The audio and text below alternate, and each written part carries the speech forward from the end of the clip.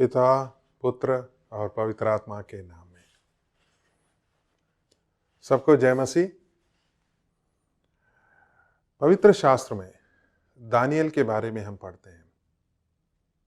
एक युवक 16-17 साल की उम्र हो सकते हैं। वो अभी बाबिलोन में बंधुआई में है। एक दिन राजा ने निश्चय किया कि उनके राजमहल में कार्य करने के लिए कुछ पढ़े लिखे लोग, योग्य लोगों को चुने। उसमें दानियल भी चुना गया। लेकिन एक समस्या दानियल को आया। राजमहल में जो राजा खाते हैं वो भोजन खाना पड़ेगा और जो दाखमधु पीते हैं उसको पीना पड़ेगा। दानियल ने यह निश्चय किया, अपने मन में यह ठान लिया कि मैं इस भोजन को नहीं खाऊंगा या इस दाखमधु को पीऊंगा। अपनी जान खतरे में डाल दिया। अपना नौकरी भी खो सकते हैं। लेकिन दानियल यह निश्चय किया कि अपने शरीर को वो हमेशा पवित्र रखेंगे। प्रियजनों, मेरे प्रिय भाइयों और बहनों, आज का हमारा विषय है स्वयं को कैसे पवित्र रखें। परमेश्वर पवित्र है और हमसे पवित्रता चाहते हैं।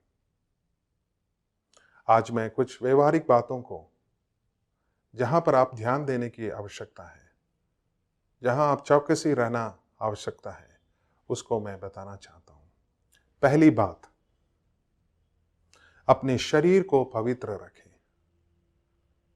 पवित्र शास्त्र ऐसे कहते हैं कि हमारा शरीर परमेश्वर का मंदिर है और जो इस मंदिर को नष्ट करता है उसको परमेश्वर भी नष्ट करेगा। ये बहुत बड़ी गंभीर बात है। परमेश्वर हमसे प्रतीक्षा करते हैं अपने शरीर को उनकी इच्छा के अनुसार रखें। बहुत से लोग आज नशीले वस्तुओं को इस्तेमाल करते हैं, दारू पीते हैं, व्यभिचार करते हैं, या ऐसे अपने शरीर को बर्बाद कर देता है। मैं आप लोगों से निवेदन करता हूं, अब अपना शरीर का ख्याल रखें, उचित भोजन करें, अच्छा कसरत करें ताकि आपकी शरीर तंदुरुस्त रहे। कोई गलत रीति से शरीर को इस्तेमाल ना करें, नशीले वस्तुओं को इस्तेमाल ना करें ताकि परमेश्वर का नाम की महिमा हो। बहुत से परिवार नशीले वस्तुओं को इस्तेमाल करने के द्वारा परेशानी में डूब जाते हैं। कितने परिवार टूट जाते हैं। एक बार एक बहन मेरे पास आया, मुझसे कहा प्रार्थना करो क्योंकि मेरा पति मुझे बहुत ही मारता है। मैंने पूछा क्यों? वो हमेशा नशे में रहता है, हमारा परिवार टूट गया है, मेरे लिए दुआ करें। हो सकता है आपके जीवन में ऐसी परिस्थिति है। कृपया अपने शरीर को पवित्र रखें। दूसरी बात, हमारी जीभ में जीवन और मृत्यु का ताकत है। हम क्या बोलते हैं उसका बहुत असर दूसरों में होता है। कुछ लोग निराश हो जाएंगे और कुछ लोग आशीषित होंगे। हम उसको कैसे इस्तेमाल करते हैं उसके आधार पर है। बहुत से लोग बातें करने के समय में गाली के साथ ही शुरू करता है, प्रोत्साहन की शब्द कभी भी इस्तेमाल नहीं करते हैं। मैं एक प्रभु का दास के बारे में जानता हूं। उनका बेटी परीक्षा में अच्छा मार्क नहीं लाया। जैसे घर में पहुंचा, उनका माता पिता उनसे बहुत गुस्सा किए, उनको डांटने लगा, ऐसी बातें करने लगे जिसके द्वारा उनको बहुत चोट लगा। अंतिम में क्या हुआ मालूम है? वो बर्दाश्त नहीं कर पाई और आत्महत्या कर दी। देखिए उस माता पिता का शब्द कितना असर उस बेटी में लाया। प्रियजनों, आप और हम कितना ध्यान देने की आवश्यकता है अपनी बोली पर।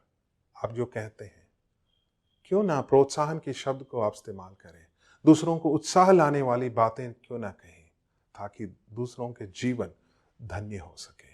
तीसरी बात, आपका चाल चलन परमेश्वर के योग्य हो। खास तौर से जब आप आर्थिक बातों को इस्तेमाल करते हैं। पैसा हमारे लिए बहुत ज़रूरी बात है, उसके बिना हम जी नहीं सकते हैं, कोई सामान नहीं खरीद सकते हैं। लेकिन हम गलत रीति से पैसा कमाना नहीं चाहिए। कई बार हम उस गलत रास्ते में जाने के द्वारा फंस जाते हैं। आज बहुत से लोग मुसीबत में हैं, कुछ लोग जेल में भी हैं। ऐसा आपके भी जीवन में ना हो। आप आर्थिक बातों को बहुत ही ध्यान दें, विश्वास योग्यता के साथ दशवांश दें, दान देने में उदारता दिखाएं। आपके पास कोई भी गलत रीति से पैसा कमाने का मार्ग ना होने पाए, उस पर आप ध्यान दें ताकि आपका जीवन धन्य हो सके। मेरे प्रिय भाइयों और बहनों, आप जहां भी हैं, जो मेरे वचन को सुन रहे हैं, इस वचन के आधार पर अपने आप को समर्पित करें। आपकी प्रार्थना यही होने पाए, प्रभु मुझे पवित्र रखे, मेरी बोली में पवित्रता होने पाए, अच्छे शब्दों को इस्तेमाल करें, अपने अच्छे आदर्श को दर्शाने पाए, ताकि यीशु मसीह का नाम को ऊंचा रख सकें। आपके अच्छे चाल चलन को देख करके लोग आकर्षित होने पाए, परमेश्वर के प्रेम को अनुभव करने पाए।